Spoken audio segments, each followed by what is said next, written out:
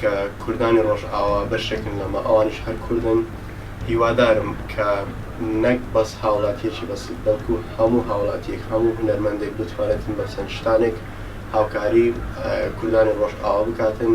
لێرەوە داواکارم لە وڵاتی جلهێزەکان کە ئەوانیش بێنە دەنگ بێنە سەر هێڵ بتوانن هاوکار بن بتوانن کە ئەو کێشەیە چارەسەر بکەن.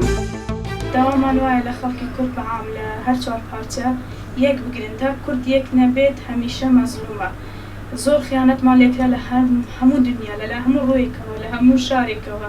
یەکەم ئەمریکا کورد یەک گرتوو بوو بن لە ناوبردنی داعش یەکەم بەشداریکاری سەرەکی لە کوردستان لە گشت جیهان کورد بوو کە داعشی بە شێوەیەکی زۆر جوان تێکشکان.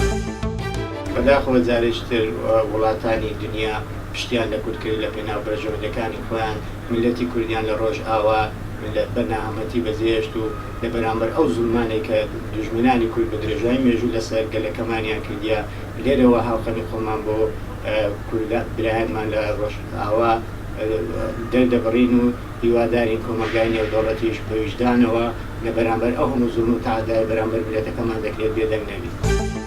وەکو کورد زۆر غەدر لێکراون هاوپەیمانان پشتیان تێکردوونی کورد معدل داوای ئاشتی و ئاشتی خوازەکە زۆر غەدریان لێ دەکرێت لە کوردەکان.